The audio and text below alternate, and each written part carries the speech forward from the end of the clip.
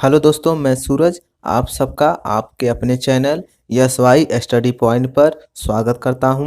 ठीक है दोस्तों, आज हम बात करेंगे जनमत लोकमत के बारे में। ठीक है, तो देखिए जनमत होता क्या है। देखिए, जनमत से आशय जनता के मत से है, परंतु वास्तविकता में देखा जाए तो जनमत का अर्थ जनता के उस मत से होता है जो समाज के हित या समाज को प्रभावित करने वाले विषयों के संबंध में होती है। हम इस प्रकार ले सकते हैं, जैसे हमारे गांवों में जब हम ग्राम प्रधान को चुनते हैं तो 2 या 3 या 4 लोग प्रत्याशी खड़े होते हैं ग्राम प्रधान बनने के लिए, लेकिन जिनको अत्यधिक मत जनमत मतलब जनता का मत अत्यधिक जिसको प्राप्त होता है वही हमारे गांव का प्रधान होता है। ठीक वही है जनमत, जिसको ज़्यादा से ज़्यादा सहमति दी जाती है, यानी हम जिसको ज़्यादा से ज़्यादा वोट देते हैं वही हमारे देश का ठीक है प्रधानमंत्री भी होता है और मुख्यमंत्री बनते हैं, जिनको ज़्यादा से ज़्यादा वोट मिलता है। ठीक है, तो इसके बारे में और आपको बताते हैं दोस्तों। जनमत जो है वह जनता की वह संगठित शक्ति होती है जिसमें सरकार को भी परिवर्तित करने की क्षमता होती है। ठीक है, वर्तमान समय में आप देख सकते हैं कि हमारे माननीय मुख्यमंत्री जी योगी आदित्यनाथ जी हैं।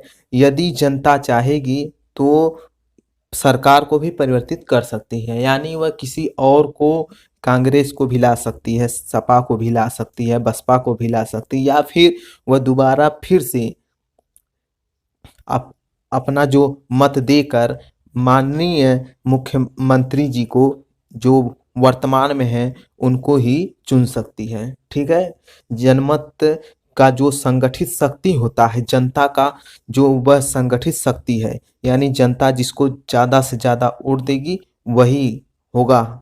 ठीक है, मुख्यमंत्री जनमत यही होता है। ठीक है, तो कुछ वैज्ञानिक हैं, सॉरी जो विद्वान हैं वह इसके बारे में बताए हैं। तो एक हैं लॉर्ड ब्राइस। ठीक है, उन्होंने अपने अनुसार क्या बताया है इसके बारे में बताते हैं आपको। जो लॉर्ड ब्राइस हैं वह देखिए क्या कहते हैं कि समाज पर प्रभाव डालने वाले अथवा उसके हितों से संबंधित प्रश्नों के विषय में जनता की जो धारणाएं होती हैं उन्हीं के योग के लिए साधारणतः इस शब्द मतलब जनमत का प्रयोग किया जाता है। इस दृष्टि से जनमत अनेक प्रकार की धारणाओं, विश्वासों, नामों, विचारों तथा आकांक्षाओं का सम्मिश्रण है। ठीक है, और एक विद्वान है जो कहते हैं वह है बिलोबी एवं रोजर्स। ठीक है, बिलोबी एवं रोजर्स, बिलोबी एवं रोजर्स। ठीक है, ये देखिए क्या कहते हैं, इनका कहना है। ठीक है, ये कहते हैं कि जनमत उन व्यक्तियों के विचारों का परिणाम होता है जो कि सामान्य हित से संबंधित समस्याओं पर निर्णय देते हैं। ठीक है, इनका कहना है कि जनमत उन व्यक्तियों के विचारों का परिणाम होता है, यानी जो व्यक्ति अपना विचार रखते हैं उसका परिणाम होता है जो कि सामान्य हित से संबंधित समस्याओं पर निर्णय लेते हैं। जो हमारे सामान्य हित का होता है उनमें समस्याओं पे निर्णय लिया जाता है। ठीक है, और एक है जो है वह क्या कहते हैं जिनका नाम है डॉक्टर बेनी प्रसाद। ठीक है, इनका है नाम डॉक्टर बेनी प्रसाद। इनका क्या कहना है इनके बारे में जान लीजिए। देखिए ये कहते हैं कि जो मत लोक कल्याण की भावना से प्रेरित होता है उसे लोक मत कहते हैं। मतलब इनका कहना है जो लोक कल्याण की भावना से प्रेरित होता है उसे लोक मत कहते हैं। और एक विद्वान है जो जिनका नाम है डूब। ठीक है, जिनका नाम है डूब, इनका देखिए क्या कहना है। इनका कहना है कि एक ही सामाजिक समूह के रूप में जनता का किसी प्रश्न या समस्या के प्रति रुख या विचार ही जनमत है। ठीक है, ठीक है, और देखिए है जनमत का निर्माण अथवा अभिव्यक्ति के साधन। देखिए अब जनमत का निर्माण और अभिव्यक्ति के साधन क्या क्या है। तो देखिए सबसे पहला है समाचार पत्र एवं पत्र पत्रिकाएं। समाचार पत्र, ठीक है, समाचार पत्र एवं पत्रिकाएं, पत्रिकाएं, ठीक है, ये पहला है। देखिए समाचार पत्र एवं पत्रिकाएं क्या होती हैं इसके बारे में हम देख लेते हैं। तो देखिए समाचार पत्र एवं पत्र पत्रिकाएं जनमत को प्रभावित करने में महत्वपूर्ण सहयोग देते हैं। जो समाचार होता है जैसे न्यूज़पेपर है वो आता है तो जब लोग उसे पढ़ते हैं तो उससे उन पर प्रभाव भी पड़ता है, ठीक है। वही बता रहा है कि इनमें देश विदेश की नीतियों, घटनाओं, शासन व्यवस्थाओं का वर्णन होता है जिन्हें पढ़कर जनता अपने मत निर्धारित करती है, ठीक है। इस प्रकार समाचार पत्र साधारण जनता के लिए प्रकाश स्तंभ का कार्य करते हैं। जैसा कि गैटिल ने लिखा है कि समाचार पत्र अपने समाचारों और संपादकीय शीर्षकों के माध्यम से तथ्यों का उल्लेख करते हैं। नेपोलियन ने भी कहा है, जो नेपोलियन है उन्होंने भी कहा कि 1,00,000 तलवारों की अपेक्षा मुझे 3 समाचार पत्रों से अधिक भय है, ठीक है। ये उनका कहना है कि जो 1,00,000 तलवारें होती हैं उनकी अपेक्षा मुझे 3 समाचार पत्रों से अधिक भय है। मतलब 1,00,000 तलवारें आएंगे तो मैं उससे नहीं डरता हूँ, ठीक है, लेकिन 3 समाचार पत्रों से अधिक मुझे डर लगता है। तो दूसरा है देखिए इसमें राजनीतिक, ठीक है, राजनीतिक साहित्य। ये क्या होता है? राजनीतिक साहित्य, राजनीतिक साहित्य इसके बारे में जान लेते हैं। जनमत निर्माण एवं जनमत को व्यक्त करने की दृष्टि से राजनीतिक साहित्य भी एक अच्छा साधन है। अनेक राजनीतिक दल अपने मत, नीतियों तथा देश की सामाजिक समस्याओं को व्यक्त करने हेतु राजनीतिक साहित्य का प्रकाशन करते हैं। ऐसे साहित्य में निर्वाचन से पहले प्रकाशित होने वाले घोषणा पत्रों का विशेष महत्व होता है, किंतु जनता उसके माध्यम से दलों की नीतियों एवं योजनाओं से परिचित होकर अपना मत दृढ़ करने में सफल होती है। यह मत अंत तोकतक जनादेश या जनमत का निर्माण करता है, ठीक है। तीसरा है शिक्षण संस्थाएं। शिक्षण संस्थाएं क्या होती हैं? जो तीसरा है वह शिक्षण संस्थाएं होती हैं। शिक्षण संस्थाएं, ठीक है, शिक्षण संस्थाएं इसके बारे में जान लीजिए क्या होता है ये। देखिए जनमत के निर्माण में शिक्षण संस्थाएं महत्वपूर्ण भूमिका का निर्वाह करती हैं, ठीक है।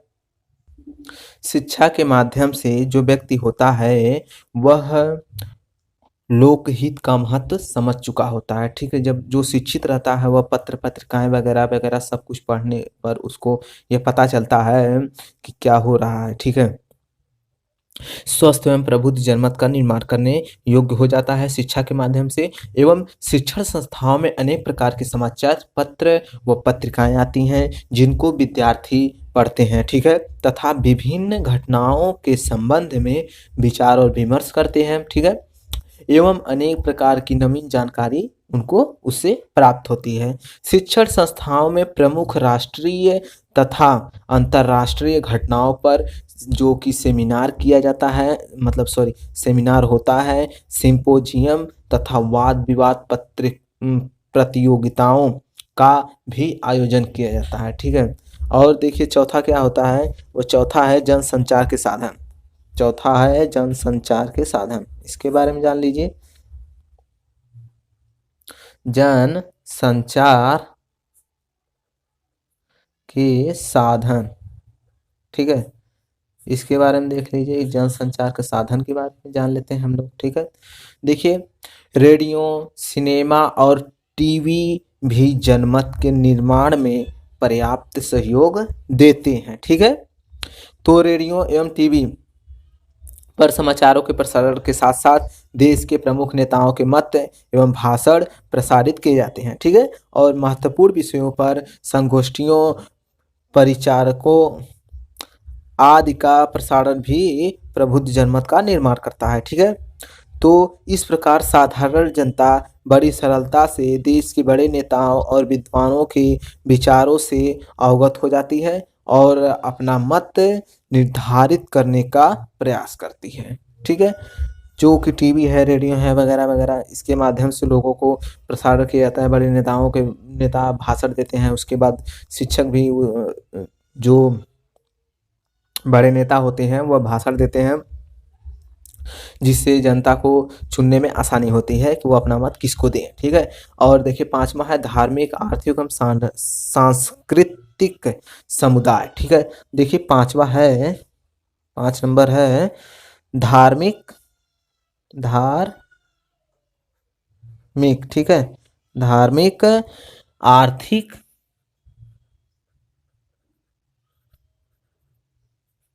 आर्थिक एवं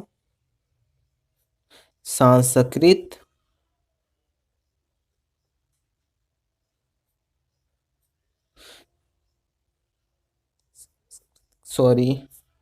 संस्कृत नहीं, सांस्कृतिक है, सांस्कृतिक, ठीक है। और ठीक है, सांस्कृतिक समुदाय। देखिए, इसमें क्या है कि सांस्कृतिक समुदाय भी लोगों को बहुत प्रभावित करता है, ठीक है। ये क्या होता है कि ये समुदाय अनेक प्रकार के सांस्कृतिक कार्यक्रम प्रस्तुत करते हैं। कार्यक्रम प्रस्तुत करने की पृष्ठभूमि में उनका मुख्य उद्देश्य जनता पर ऐसा प्रभाव छोड़ना होता है जिसमें जनता दृढ़ एवं बुद्धिमत्तापूर्ण जनमत तैयार करने में सफल हो सके, ठीक है। प्रायः प्रत्येक उन्नतिशील देश में इस प्रकार के अनेक समुदाय होते हैं। सांस्कृतिक समुदायों के अतिरिक्त धार्मिक और आर्थिक समुदाय भी जनमत निर्माण करने में महत्वपूर्ण भूमिका निभाते हैं या योगदान देते हैं, ठीक है। उदाहरण के लिए हम ले सकते हैं कि भारत में आर्य समाज व ब्रह्म समाज आदि अनेक समुदाय समाज की कुरीतियों के विरुद्ध जनमत एकत्र करने में बड़ा महत्वपूर्ण योगदान देते आए हैं, ठीक है। देखिए, छठा है भाषण एवं सार्वजनिक सभाएं, ठीक है। 6वां नंबर है भाषण एवं सार्वजनिक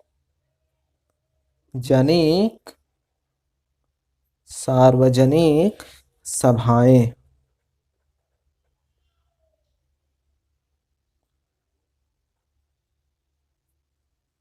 ठीक है, सार्वजनिक सभाएं। देखिए, इसमें क्या है कि कुछ लोग ऐसे भी होते हैं, ठीक है, जिन्हें प्रेम या पूर्ण बड़ी साधनों में से किसी की भी सुविधा नहीं मिलती है। ऐसे व्यक्ति सार्वजनिक स्तरों पर शीर्षस्थ नेताओं के भाषण सुनकर सार्वजनिक विषयों पर स्वयं विचार विमर्श कर सकने में समर्थ होते हैं और स्वस्थ अर्थात उचित जनमत तैयार करने में भी सफल होते हैं। देखिए, 7वां है व्यवस्थापिका सभाएं, ठीक है। ये देखिए, 7वां नंबर है व्यवस्थापिका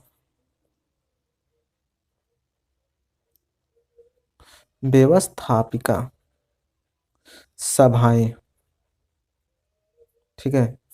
व्यवस्थापिका सभाएं, देखिए क्या होता है कि व्यवस्थापिका सभाओं द्वारा केवल लोकमत के निर्माण में ही सहायता नहीं मिलती, वरन लोकमत की अभिव्यक्ति में भी सहायता मिलती है इसके माध्यम से।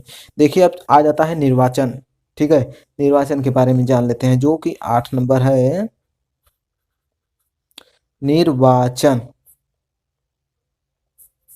देखिए निर्वाचन क्या होता है कि निर्वाचन के अवसर पर सभी राजनीतिक दल प्रसार के समस्त साधनों द्वारा जनमत को अपने अपने पक्ष में करने का प्रयत्न करते हैं। वस्तुतः निर्वाचन के अवसर पर जनता का निर्माण अपेक्षाकृत अधिक तीव्र गति से होता है। ठीक है, जो यह है निर्वाचन, जब निर्वाचन होता है तो उस समय ज़्यादा से ज़्यादा लोग उनकी बुराई करते हैं, तो अपना ज़्यादा से ज़्यादा कार्य करते हैं और जनता को अपनी तरफ करने की कोशिश करते हैं। ठीक है, ये हो जाता है निर्वाचन। अब 9वां है, देखिए राजनीतिक दल। जो 9वां है वह है राजनीतिक दल।